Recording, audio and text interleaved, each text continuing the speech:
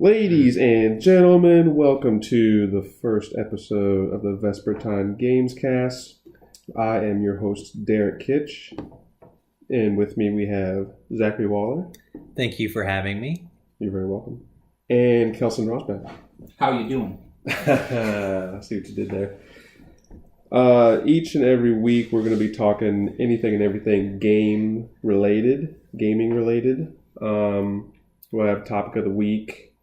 Brought to you by what we're going to alternate. I think we have decided to let Kelson do topic of the week and let me be news stories. Oh, spoiler alert! And then we'll have news. Not necessarily in that order. Yeah, and we'll have some news, and we'll always be talking about what we're playing and hands-on impressions, loose reviews, talk about upcoming games here and there. So it's going to be a good time. We hope you enjoy it. And to clarify, Vespertine is the name of our little game studio that Derek and I are a part of. We make video games. Yes. In the process, we have a mobile game called Spectrum in development. We are quite near. Derek is licking the microphone. I like that. He's really into the idea of making his own video game. It's literally, like, it sounds cheesy, but like dream come true type shit, dude. Mm-hmm. We have a near playable build that we will be testing very shortly. Kelson will probably be one of our testers. He's not just here for show. So be on the lookout for that. We'll be talking more about that in the future. Back to you, Derek. Oh, back to me. Like a weatherman. What's the weather outside right now, Derek? It's raining sideways. Shout out to Family Guy. All right, we'll get started with... We're going to start with news? News. I like news. Let's start with news. Let's make that our official format. News. Right. Actually, we need to do our impressions.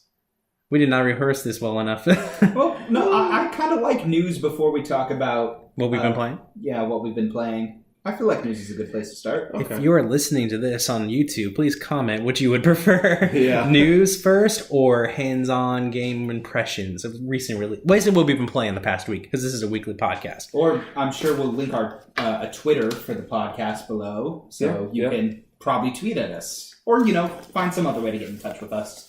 Smoke messages, carrier pigeons. If you are watching this on YouTube, our static graphic will have our personal Twitters and the Gamescast Vespertine Studios Twitter right there on the screen for you. And you can admire that beautiful logo that I designed personally in Adobe Illustrator. No need to brag, but I'm really proud of that one. I really am. It's very good. Oh, thanks.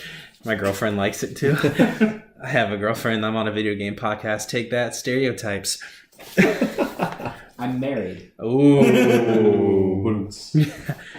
So was that a badoop moment? Yeah, that was awful. That was totally not the right context. Anyway, video game news. I feel like Lester Holt about to read the news. Can I just say that Lester Holt is a very handsome man? He is. Yes. How old is he? I want to say 40s or 50s, yeah. Insanely handsome man, like a fine wine. So, good work and congratulations to Lester Holt. From Chicago. Who I'm sure is listening to this. Yeah, shout out to Lester Holt. We can have him on as a guest next week. There we go. All right, so we've been playing Lester. Covering the presidential election is what I've been playing. All right, but anyway. We have 8 news stories this week. Number 1. We'll start off with a doozy. Oculus founder Palmer Luckey was caught funding an internet shitposting group. What? And this comes courtesy of IGN.com. All right. It has been discovered that the founder of Oculus donated a significant sum of money in the form of $10,000 to the group Nimble American that has been made a name for itself, creating pro-Trump, anti-Clinton internet memes, as well as racist, sexist, and white supremacist memes.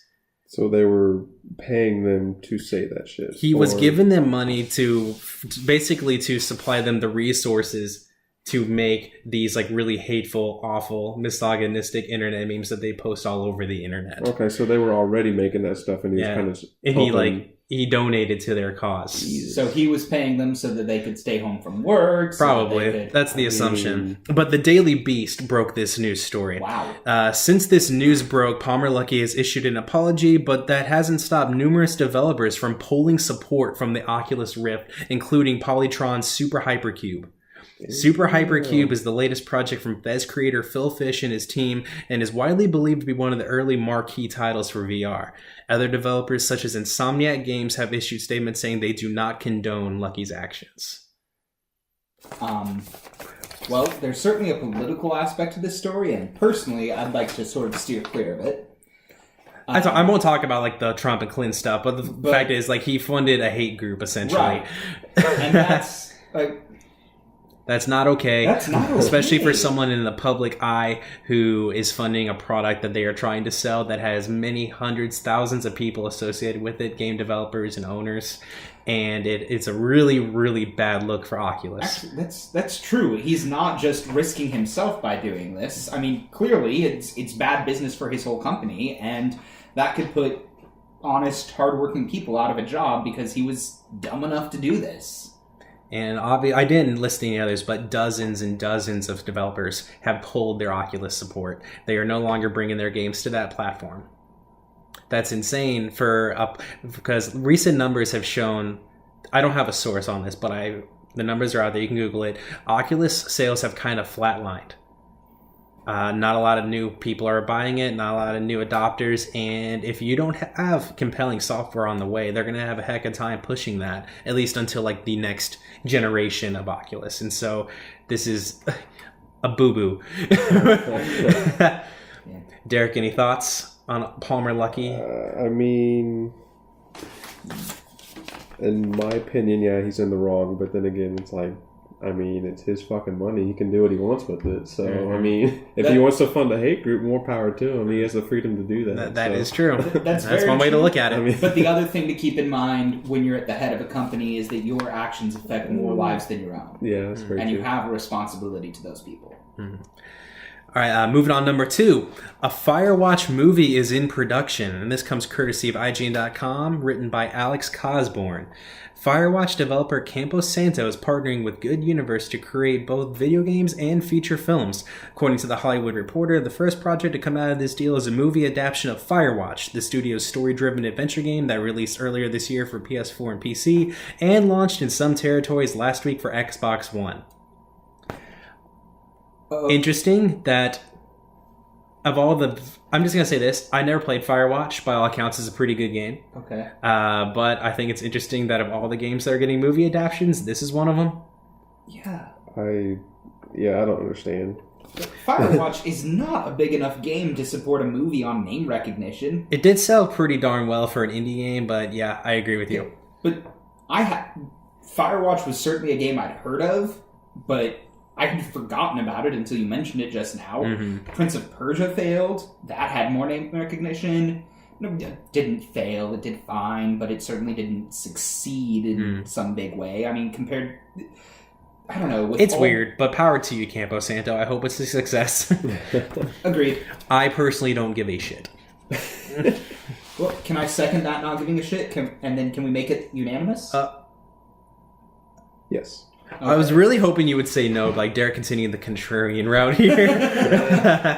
All right, number 3 is I'm not sure if I'm pronouncing this right, so forgive me. It's a French name. Is Michel Ancel teasing Beyond Good and Evil 2. Beyond Good and Evil creator Michel Ancel has set the internet ablaze when he uploaded what appears to be video game concept art depicting a person and an anthropomorphic pig. It's been known for a while that Ancel is working on the game Wild with Sony Interactive Entertainment, along with a project with Ubisoft, the owners and publishers of the Beyond Good and Evil IP. Ubisoft CEO Yves Guillemot has claimed for years that the sequel to the cult classic platformer Beyond Good and Evil is in the works, but we haven't seen the game in any way since a teaser trailer in 2008. Yeah. I was about to bring that up. This image seems to confirm that the game is indeed real and is coming sooner than we may have thought. Wasn't the original Beyond Good and Evil now 2 generations ago? Yes. GameCube, PS2, Xbox. And it wasn't a huge success, but that game has one of the biggest and most loyal cult followings I've ever seen. People love that game. I haven't played it. I don't know, me neither. Me either. I'm very intrigued by it. Mm-hmm. I will keep my eye on this one. Yeah. Number 4. PlayStation Experience 2016 has officially been announced. Yes! Sony has confirmed by the PlayStation blog that PSX is returning this year and will take place December 3rd and 4th at the Anaheim Convention Center in, you guessed it, Anaheim, California, and will feature a series of panels, game demos, and an opening keynote, and once again will host the Capcom Cup. Tickets are available now. I was expecting it to the Anaheim Event Center in Montreal, Canada. Do they have an Anaheim in Montreal, Canada, Kelson? No. At least You know who is in it? You know who is in Montreal, Canada? Ubisoft. Yeah, good. Half-Life 3 confirmed. This is super exciting. We went last year, Derek and I, along with our friend Dustin, and we had a great time. We've been wondering when they were going to announce this year's. Understatement. Great time is an understatement. I think that going to that convention, like, that was an epiphany. Like, that, like, being there was like, okay, this is what I want to do. I want to be a part of this stuff. Mm-hmm. So market games, make games, sell games somehow, some way. And that's what kind of bloomed in my head and how this whole Vespertine thing started. I'm like, I want to make games. Like, got to be a part of this. So it was real special last year, and hopefully we can recapture the magic again this year. I'm sure we will. That was one of the most. That might have been the most exciting experience of my life. That trip to PSX in San Francisco. Yeah. I agree, and I met John Cena too. Like, and I think this topples that. And we met like Adam Boyes, Gio Corsi, Greg Miller, a lot of PlayStation bigwigs, and I've already booked my pass for this year. As have I. Kelson, you're more than welcome to join us, friend. And I appreciate that, but find it unlikely. No. Sorry. There's a Roscoe's Chicken and Waffles right by the hotel. Cool. Yes, exactly. West Coast chain, man. Anyway. All right, this is probably the most interesting and compelling news story of the week, other than maybe the Palmer Luckey thing. Sure. Destiny 2 rumors and details emerge. All right, a series of details and rumors regarding Destiny 2 have emerged from a combination of supposed insider posts on NeoGAF from posters Benny_A and well-known industry insider Shinobi602, and from a report by Kotaku's Jason Schreier, the man. So I just kind of compiled them in a list, so I'm just going to read these out. There are roughly 750 people working on Destiny 2. Jesus. Damn. Holy shit. To put that in perspective, folks, Fallout 4 was made by a team of about 100. Wow. High Moon Studios, an Activision in-house developer, is supposedly assisting with the project. It is also supposedly coming to PC. The original only came to PS4, Xbox One, PS3, and Xbox 360, and it's rumored that this version is being handled by in-house Activision developer Vicarious Visions, which is a fucking awesome name. Agreed. Destiny 2 is said to be a true sequel that will greatly revamp the series rather than make minor improvements like they have with The Taken King and Rise of Iron. Locations will be significantly bigger, more dense, and will include more interesting side quests compared to the patrol missions found in Destiny 1.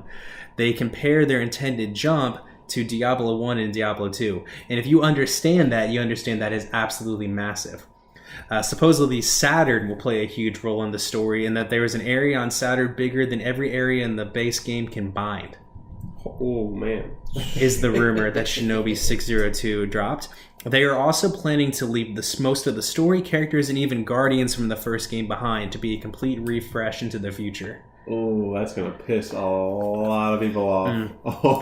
Man. That's going to... Absolutely. Like, there are some people that are going to be extremely attached to their Guardian, but at the same time, I get why they're doing that, because supposedly the first Destiny had a lot of dev issues and engine issues, and they want this to be a complete revamp. I even wonder if they're actually going to call it Destiny 2 with this type of information. Supposing it's true. I mean, it's from Kotaku, and they are and well-known industry insider, and they've been pretty good with their leaked information. Derek, you're the most Destiny guy here. What do you think of all this? Very interesting, especially the Saturn part. That makes me happy, but I wouldn't say like the whole Guardian refresh thing. Lukewarm. Probably ice cold. Like, ooh, Sorry. Kelson just popped his fingers. Wrist, actually. Oh, wrist. Okay. Yeah. No, not happy about that. Like, I wouldn't say I'm attached to my Guardian. I'm attached to the progress I've made, and like the endless amounts of hours I put into that game is going to be absolutely worthless now. I think in the early days of Destiny, their intention was to have your Guardian be able to span their entire story. Yeah. Like, their original plan for Destiny was like a 10-year cycle of like 3 or 4 games with updates in between. But yeah, you're right. That's going to piss a lot of people off. I can live with it. I played a lot of Destiny, not nearly as much as you have, but I quite enjoyed it. So I personally don't have any attachment to my Guardian. I think they just kind of want everyone to be on the same page again, for better or worse. Yeah, I can see that. Well, they've kind of been trying to do that with like, let's say all of a sudden you wanted to pick up Rise of Iron. Yeah. And you probably have a level like probably 20 Guardian or something. Like 29. 20, yeah. It was 29 when I quit, about this time last year, actually. They have these things called like Sparks of Light, I think, and it just automatically raises your level up to the max. Oh, gotcha. So it gets you like jump in and play with everybody. Yeah, exactly. Huh. Interesting. But yeah, that's like I said before, I wouldn't be necessarily attached to my Guardian just all the time I put in. Like, you're not mad, you're disappointed. Yeah, exactly. That's a good way to put it. Anything to say on Destiny 2 rumors, Kelson? I don't really like talking much about rumors and leaks, even when they're from reputable sources, and I didn't play Destiny, but I like the idea of a big step in a sequel. That's something we lack a lot in games in general, this nowness. Yeah, but that sentence kind of got away from me, but I like that it seems to be a big step forward, not just a little one. All right, moving on to number 6. Battlefield 1 campaign details finally emerge. Coming courtesy of the official Battlefield website, and this is a direct quote, in Battlefield 1, you'll experience a series of what we call war stories, personal stories focusing on different protagonists with unique backgrounds and skills. While our characters are at war, the stories in Battlefield 1 are personal. They're about people rather than history or battles. And they gave some additional details, like there'll be one story involving a British tank crew and another story involving an Arab rebel who works with the real-life figure Lawrence of Arabia. Cool. So, Battlefield 1 campaign. I also think it's funny, like, with that slight pause, you could hear crickets outside. We're not big on Battlefield here, but that is going to be a massive game, and it looks objectively amazing. DICE is one of the, in my opinion, one of the premier developers in the entire industry, especially when it comes to tech. Like, Star Wars Battlefront was in terms of production value, was a marvel. You can't really talk shit on them or their games, but like it's just not my cup of tea per se. Mm-hmm. I enjoyed Battlefront, but yeah, the Battlefield games. I'm just like, yeah. I mean, they developed Mirror's Edge and Catalyst. Yeah. Speaking from a not necessarily gaming perspective, approaching a story as sort of an anthology of smaller stories opens up a new direction for writers, regardless of the medium. So. And that's not something we see executed in video games very often. So it's cool to see them taking a new direction. Like we said, Battlefield 1 isn't a big game for us, but we do have friends that would be quite interested in it. We might have them on this podcast to discuss more. No promises. We'll see. Still, Battlefield 1 comes out October 21st. PC, PS4, Xbox One. It's not coming to the Wii U? Nothing is coming to the Wii U, Kelson. Just kidding. Sorry. Almost. It's actually only like this holiday season, like 4 games. But anyway, well, that's not including not including indies, I guess. But anyway, moving on. There are only 2 more stories. This next one is a quick one. Number 7 from IGN. No Man's Sky developer is under investigation by the UK's Advertising Standards Authority. What? And Eurogamer broke the story and said that they are looking into complaints centering on the game's Steam listing, where some claim that the screenshots and trailers do not accurately represent the final game. Jesus.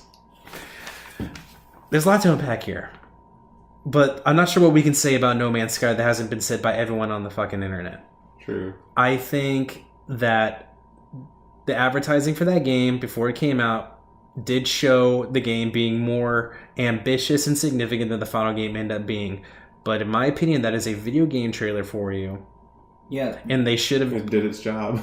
I think they should have just been upfront, though, and said, you know that stuff we showed? That's not going to be in the final game. We're sorry, but we sure will still enjoy it. I think people are just way too sensitive here. I'm sorry that the game disappointed you. You need to get over it. I mean, if this case is successful on the point on the side of the plaintiffs, that could be a big problem for some No Man's Sky is certainly not the only game out there to have had misleading marketing.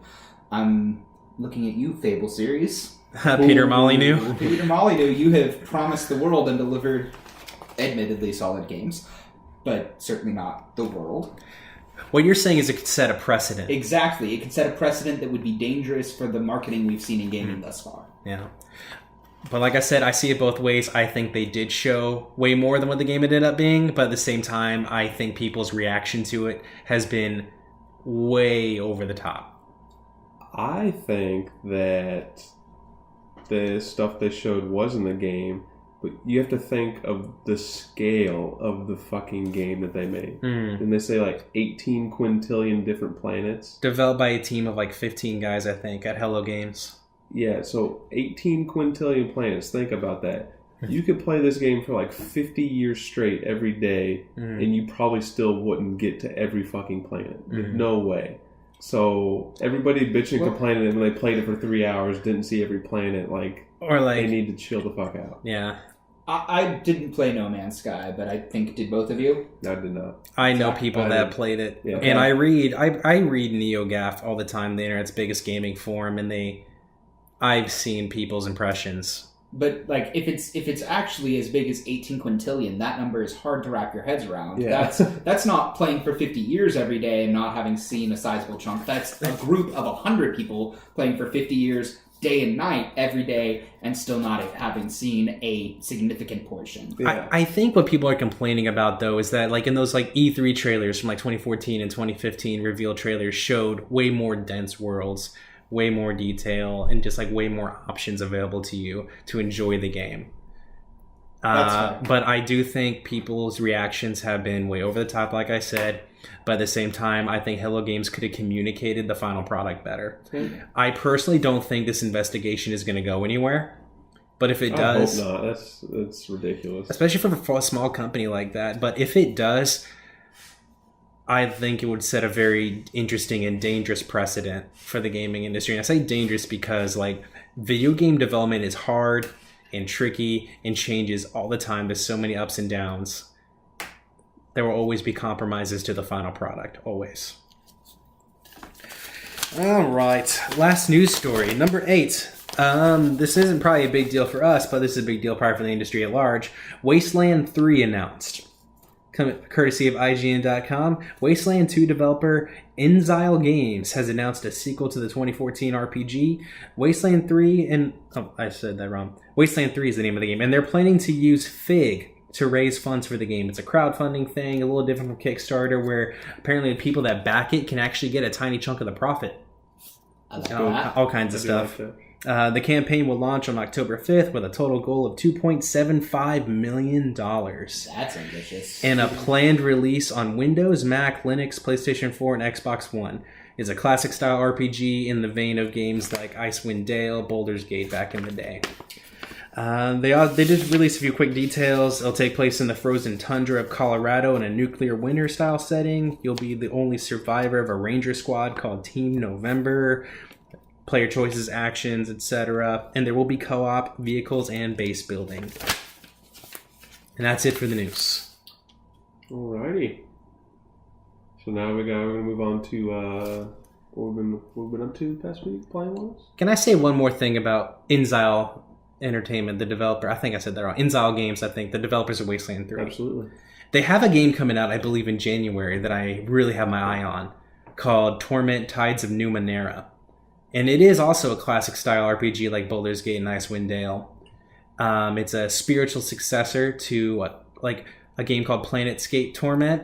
Came out in the late 90s. That a lot of people still hail as quite possibly the best story and storytelling in a video game ever. Ooh, that's a bold statement. That is That's a bold very statement. bold statement. But I played games like that growing up, and so I'm really interested in playing a new one to see how it works on console for one thing, because I mainly play on PS4, and just see if that style of game is still as awesome as I remember.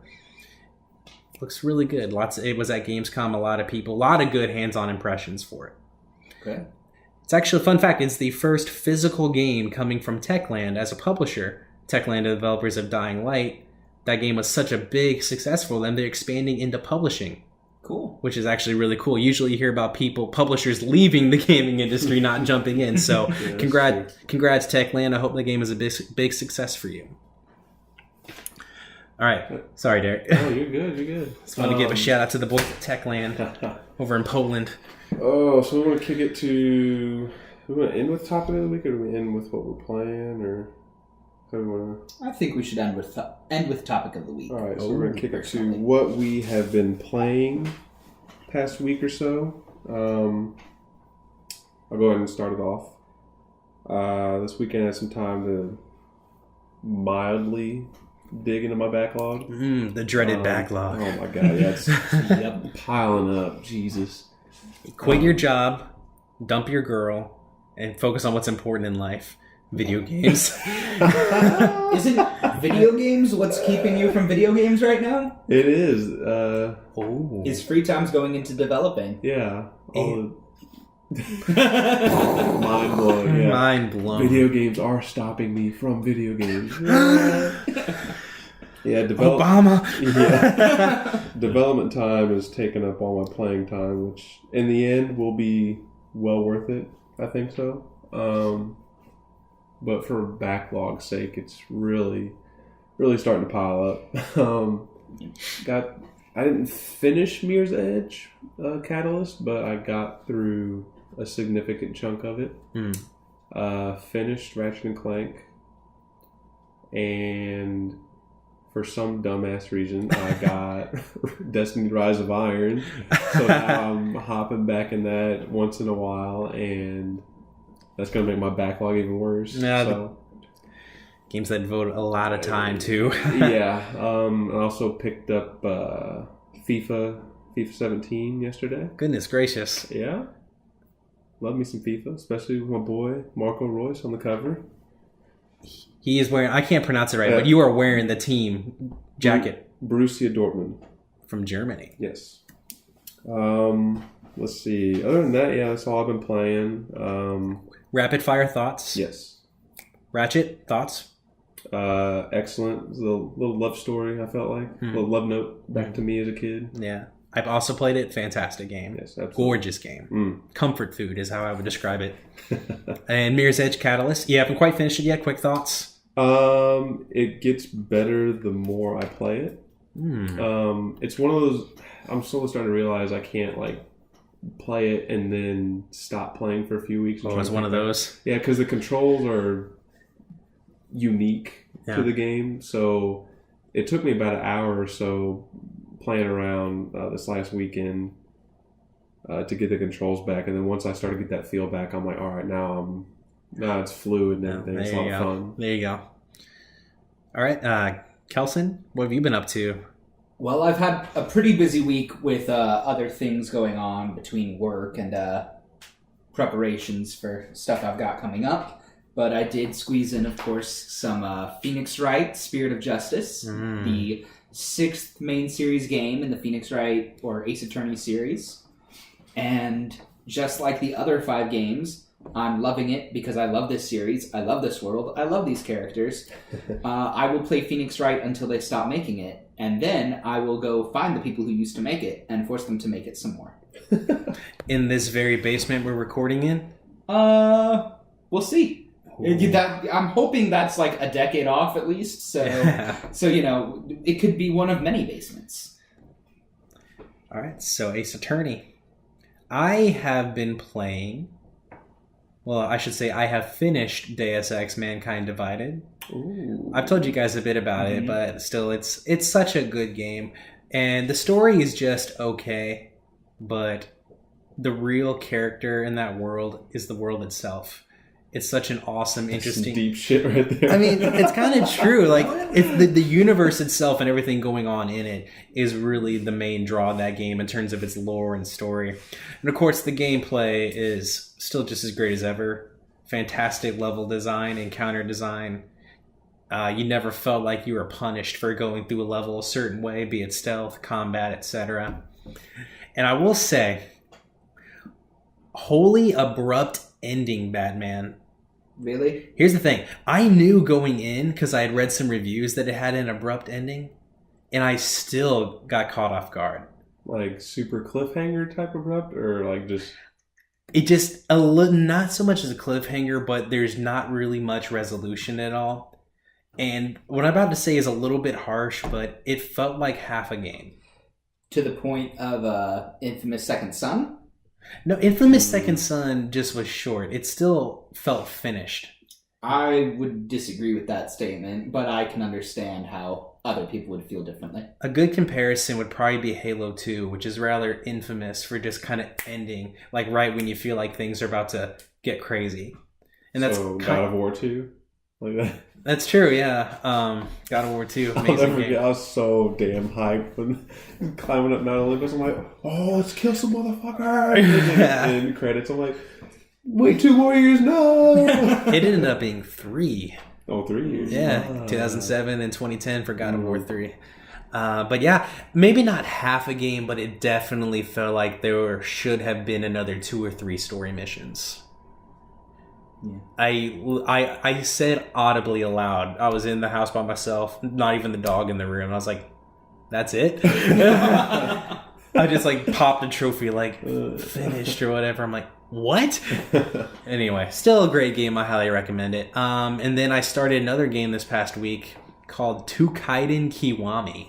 I saw that. I was on PSN and I saw you playing it. And I was like, what the fuck is that? Well, oh, sorry, Kelson. About to say something. So, what the fuck is it, Zach? Tukaiden Kiwami is from Koei Tecmo.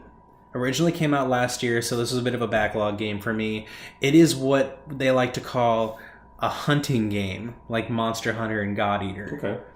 Basically what they are action RPGs where you go off in kind of like little instanced areas and kill 10 of this, or go kill this big monster here. And they have a big emphasis on co-op, playing together, and crafting. Basically the point of the game is like go out and kill like the big ass monsters. In this game they're oni. It's built around like kind of Japanese mythology and folklore, so I'm really drawn to the setting. Basically go out there, kill this stuff multiple times, harvest their items, craft cooler armor, cooler weapons and stuff like that. And it does have a story. Basically it's like demons have taken over the world. They're about to push mankind to the edge, and you're slayers. You're like badass samurai. Go kill the fucking onis and demons and shit. But story is very meh. It's very Japanese. Pretty low budget, but honestly, the game is fun. It is a lot of fun. I think the combat is really good, and it's addictive. It's pretty grindy. And that's kind of like the entire point of these games. The whole point is to go repeat missions over and over again, get the items you want so you can make that badass helmet or whatever you want. There's like 8 different weapons in the game, I think, that all play radically different. There's like giant swords, clubs, bows, guns, gauntlets, knives, and it's a good time. I really enjoy it. I think it's a gem.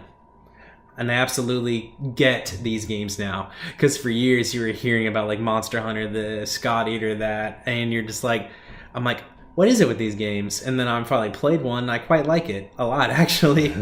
I definitely see why they made a name for themselves on handhelds. Because they're very easy to just drop in for 5-10 minutes, run through a mission, drop out. Makes sense. It's good to be played in spurts. Yeah, so I feel you. Quite like it. Good. Is that all you've been playing lately? Yeah, just Deus Ex and Tukaiden. All right. So we want to switch on over to the topic of the week and wrap things up. Sounds good to me. All right. So for this week's topic of the week, since we're still a pretty new podcast, in fact, this is our first episode, we wanted to do a topic that would let you get to know us a little better. So what we're going to talk about is our worst and then our best gaming experiences. So these are going to be individual moments or sets of moments that we really enjoyed and really didn't enjoy from whatever games, the things that really stood out to us. So I'm thinking we'll each say our worst, and then we'll end positive and each say our best. Ooh. So Come to me last, please. Sounds good to me. So to give some idea of what we're talking about, I'll kick it off with my worst gaming experience, and I want to see if either of you can guess what it I is. think I know what it is. I have no idea. Duke Nukem Forever. Of course. It always comes back to that. If we were talking about times we didn't enjoy video games that we actively did, like, Deplore. aggressively hated, it will always come back to Duke Nukem Forever for me. I bought that game for, I think it was $3, and it was the worst $3 I've ever spent. You get your money's worth? No. Wow.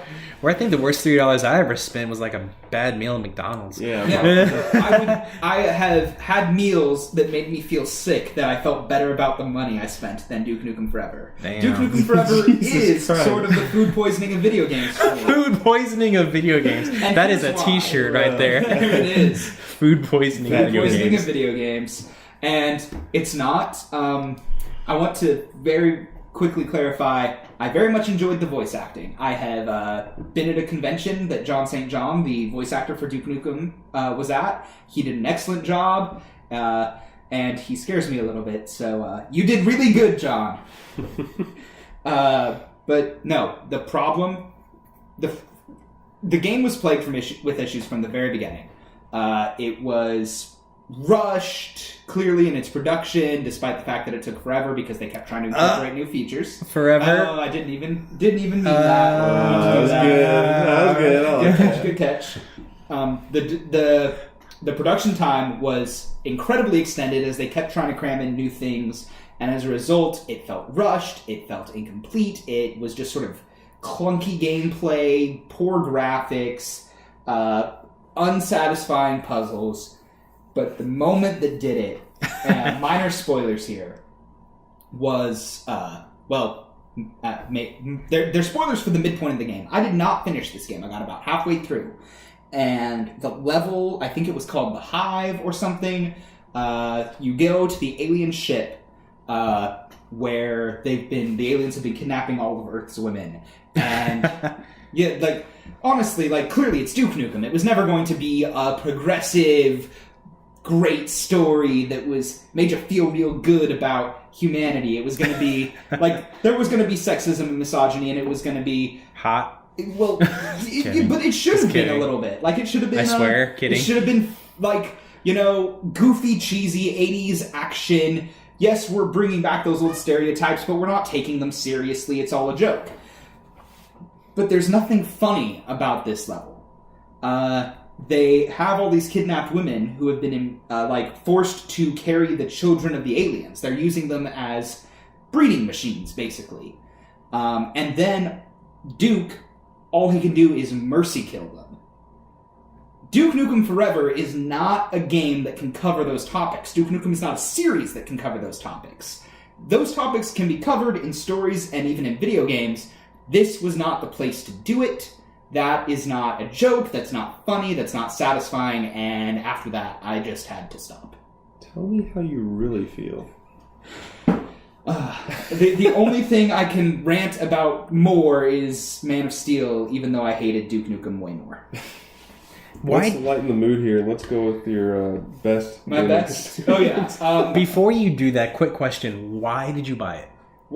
Because I was actually, I hadn't played a Duke Nukem game, but I sort of enjoyed the idea of this cheesy 80s machismo, fun, goofy, joke action game. It seemed cool. The series had a reputation for decent gunplay and surprisingly good puzzles, and for good humor. And Duke Nukem Forever, I was hoping would deliver on at least one of those three, and then it failed on all three counts. Gotcha. Okay. But I think would it be okay if we did everybody's worst, so we get all the negativity out, and then all the negativity pretty out. swell of positivity. I'll give you a shoulder up, get all that negativity out. I can do that. My worst. Jesus. I would say... Can I have a tie? Can I have two? Sure. All right. First one. You all know I'm an avid fighter, fighting games. Yes. Yep. Marvel vs. Capcom 3 came out. Okay. And feeling pretty good, playing online, winning matches, losing matches, like pretty evenly. Mm. And then all of a sudden, I lose 14 matches in a row. To the same person or just No, not the same random person. matches? Just, yeah, I'd lose like 2 or 3 in a row, and I'd be pissed off. I'm like, all right, like let's take like 10-minute break, come back. All right, here we go. This one's it. I'm gonna get back on track. Nope, joke's on me. Kept losing. Yeah, I got so pissed off, like beyond belief. People who play fighting games online are good. Really good. I learned that the hard way. But yeah, that one wasn't very fun. And then my other one would be Star Ocean 3 on PS2. I remember this. I had over 220 hours of gameplay. Oh no. Yeah, going through like in-game dungeons and stuff and getting all the weapons, everything. Really completing that game. And I don't know why, but all of a sudden I'm like, you know what? I love this game so much. I want to start it over again. Get through the story again. I love the story so much. And yeah, you guys know what's coming. Buckle up. I saved over the 220 plus hour game. No. Not only did that happen once. What? That happened twice. You didn't put 200 hours in twice, did you? Yes. Oh my god. So you probably played that game like for 500 hours. Oh, easy. That's awesome. Yeah. I love it. And I'm going through it again right now. Like, when I have time, I'll play for like an hour. Wow. That was like my first RPG, so like that's like my first love. So love that game. Everyone remembers their first time. For anyone who hasn't done the math, that's about a month of time that Derek has put into this game, and he's erased about 3 weeks of it. He was in high school. Yeah, I was mostly young and naive. But yeah, that's those are my worst gaming experiences. Those are rough. Yeah, need me the man who I am today. If Derek is gonna go with 2, I'm gonna go with 2. Sure, keep it fair. One is less than the other. And that one is, I played NBA Street Volume 2 back in like late middle school. Derek is laughing at me. I don't know why, but like, that's not funny, but it is. I'm a street baller, dog. But that game was a blast to play, just pure fun. Sure. But anyway, I had been playing the career mode quite extensively, winning all the tournaments, upgrading my guy so he's like perfect stats and everything. Of course. And I didn't save over the file. My memory card got corrupted on my GameCube. Oh. And so not only did I lose that game, I lost all the data I had on there, but I didn't mind the others so much because like those are games I had finished. Sure. And stuff like that. But I was still playing and loving NBA Street. And that, when you're like 12, 13, that hits hard. That hits really hard. Oh yeah. And so, but you know, I restarted and did the whole thing again with a different character, and like the game was so fun, it didn't end up being that bad. But I did miss being able to like hit like 90% of my 3-pointers and dunk on everybody. But anyway, my main one, worst memory ever, a gaming experience ever, isn't really one particular moment. I would say it was my twilight years of playing World of Warcraft. Yeah. The dark days.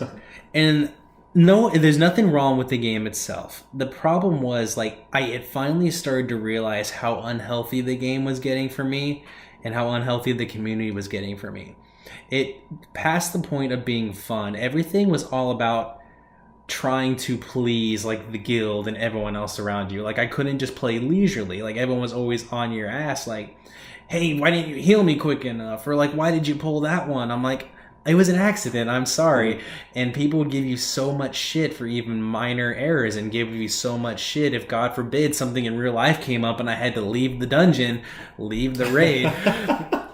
I'm sorry, but like I shared that computer with my dad, and sometimes my dad needed to do something, or like, you know, it's his turn. Like I would play in the evening and he would come down and play, do whatever he did at night.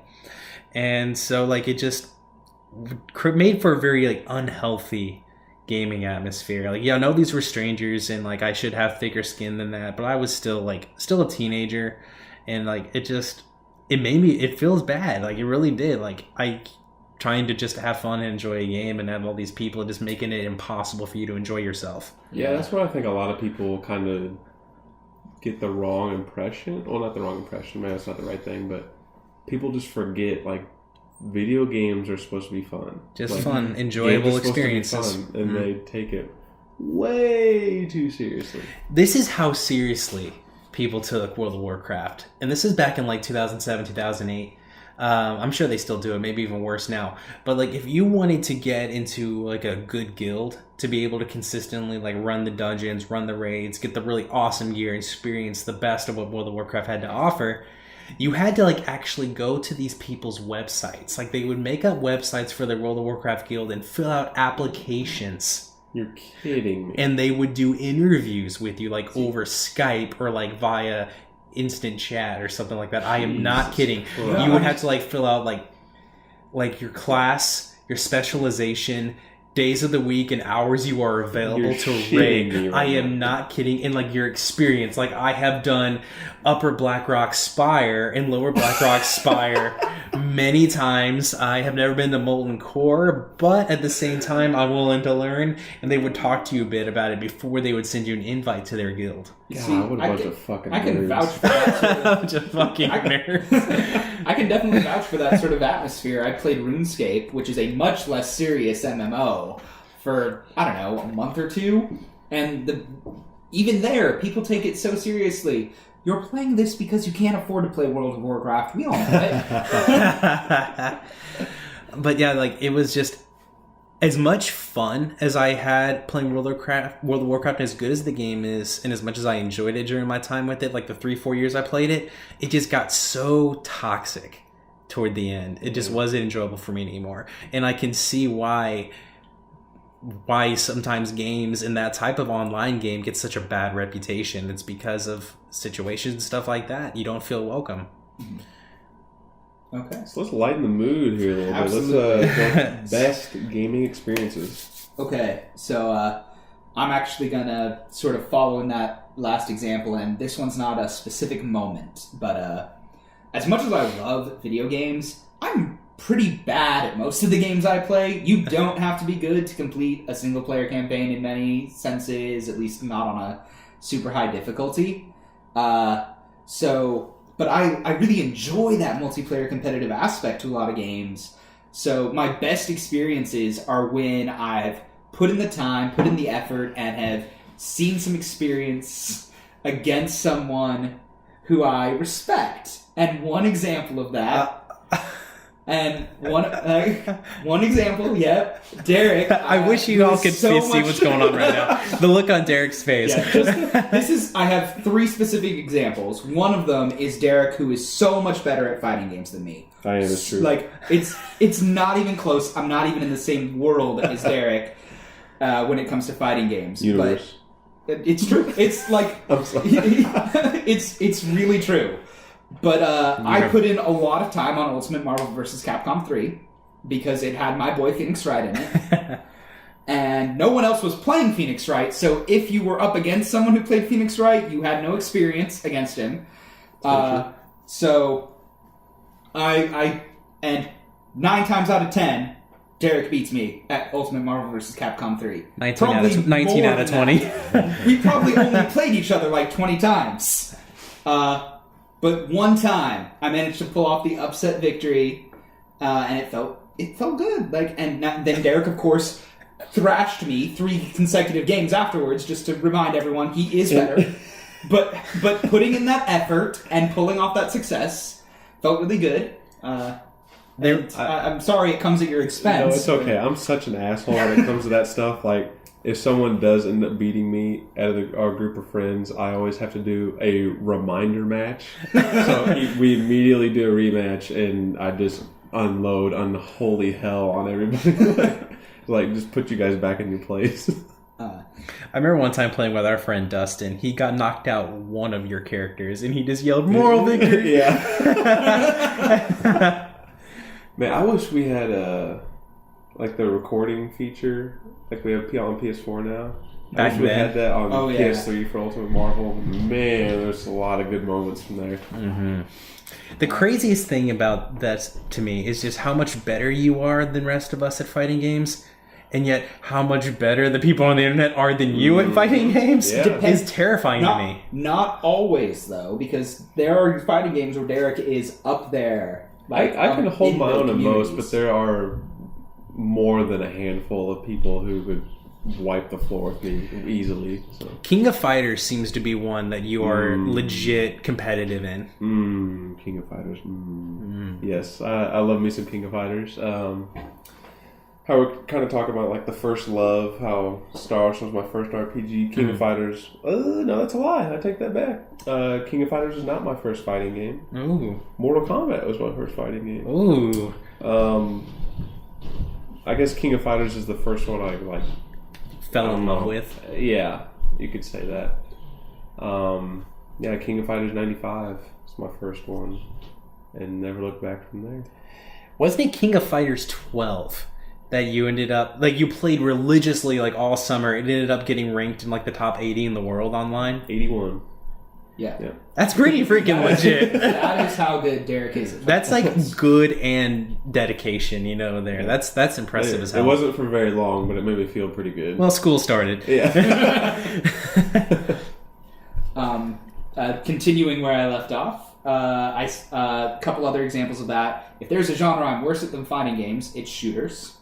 And I guess Uncharted 2 isn't exactly a shooter. It's third-person action that also has gunplay aspects. But it was one of the few shooters I played online when I had it. And I still remember, and I wasn't very good at it, but I still remember one match I tried really hard and, like, saved my team. Like, took out a couple... I found a good sniper perch, took out a couple guys real quick, and, like, so the other people on my team could storm in. And I didn't have a mic or anything, but I remember them like thanking me over their headsets and being able to hear that, and that was really cool. Yeah.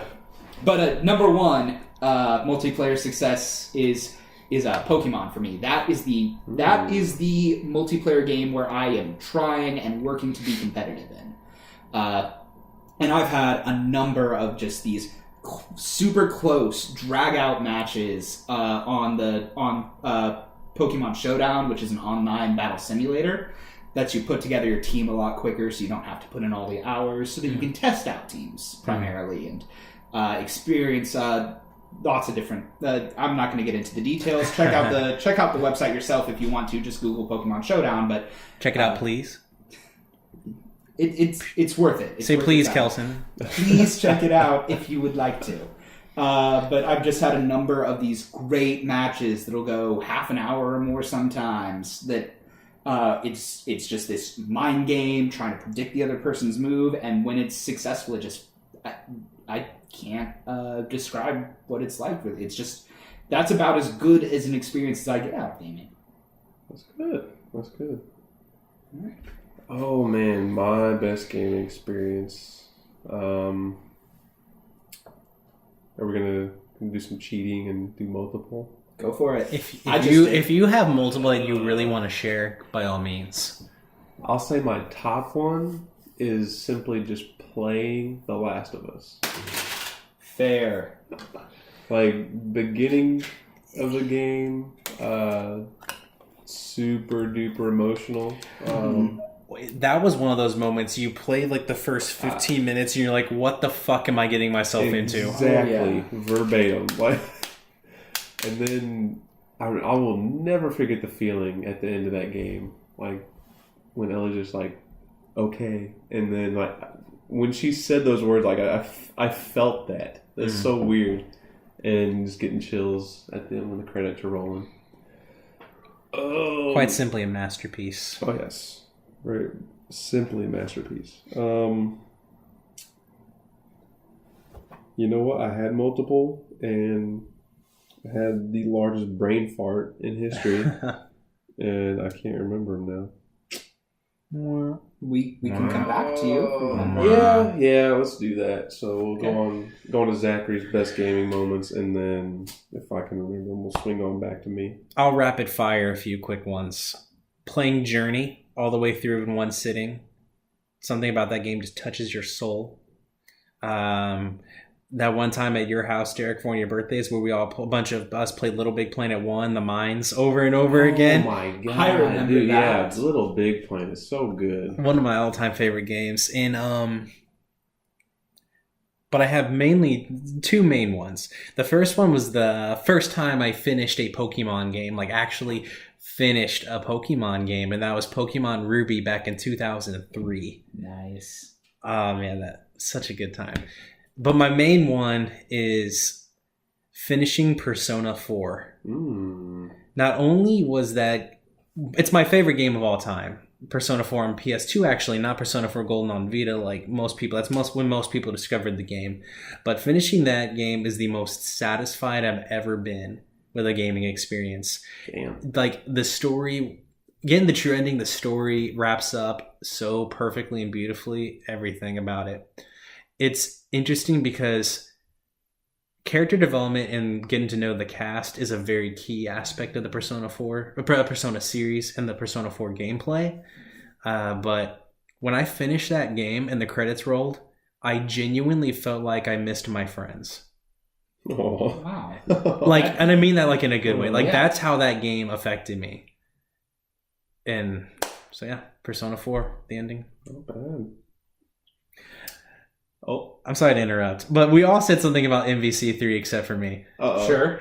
I'm going to go ahead and say the one time I played Marvel vs. Capcom 3 against Wesley, and you were there, our friend Wesley back in the day, and I love you, Wesley, if you ever hear this, but you're not very good at Marvel vs. Capcom 3. And I remember that time you and I played, and he was having the game of his life. He got down... Two of my characters completely knocked him out, and all of his were still like 80% health or more. Mm-hmm. And he's like, I'm gonna do it. And then I don't know what happened, but a switch flipped, and my last character was Deadpool, and I wiped out all three of his characters without barely getting touched. Did you activate X Factor? I don't think so. Oh wow! I might have. I probably did. And then Deadpool did that one victory stance where he was like, did you just see that? He's only looking at the camera. And Wesley never played me in that game again. Oh, man. Love you, Wesley. But that made me feel so good beating somebody so bad they stopped playing. Poor Wesley. Maybe I'm just an asshole, but man, that was awesome. Probably. But anyway. I'd brag about that too, dude. I'd brag about that all day. All right, so does that wrap it up, gentlemen? I remember one of my ones. The ending to Final Fantasy X. Like I would say, like the last couple of hours when the twists started to come in, like that shit really hit home. And maybe not necessarily unpopular, but kind of cheesy. Final Fantasy VII. I remember I didn't know really anything about that game. I just heard like, oh my gosh, so good, one of the best in the series or whatever. I'm like, oh okay, like I'll get around to it. And I remember I borrowed it from you eventually, and I borrowed it from another friend. Yeah, so I eventually got around to it, and the beginning of the battle was Sephiroth. Like when the music started playing, One Winged Angel, literally like instant chills, and in my head I was like, what the fuck am I getting myself into? You know, that fight really wasn't that hard. Interesting enough. What about when you cast Meteor, dude? You're fucked. Maybe you should have used Protect. He destroyed me when I got to that point. Protect or Shell or whatever it was. not fun for me, fact, I never actually finished Final Fantasy VII because I couldn't beat Sephiroth as the last boss. Man, I used my save crystal too early. Like at the beginning of the dungeon? Like, earlier than I realized in the dungeon, so I needed to, not super early, but it would have taken, any time I wanted to redo that fight, I needed to grind through an hour of dungeon first. Oh, that's painful. It was, so... I think that's a good excuse. I lost the stamina. I think that's a good excuse. No, not good. Nope, lame. Okay, I'm trashed. It's fine. Dude, yeah, if I'm like that far at that point in the game, like I have to finish it. There's no way. I still could. Did you ever beat that optional super boss in Star Ocean 3? Which one? There's 3. There was one that you like could not beat, even though you maxed out like everything you could with your characters. Freya from Valkyrie Profile 2.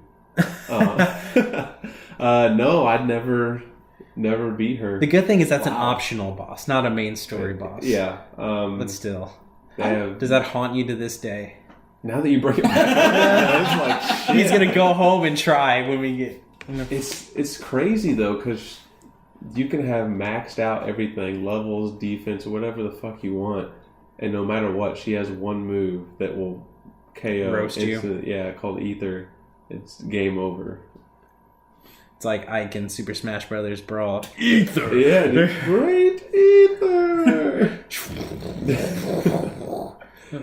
Oh, yeah, that pisses me off now. So, I'm sorry. So would you like a cinnamon roll? In a month when we come back and Derek's like, I have a new best gaming experience. That time I beat Freya. Yeah.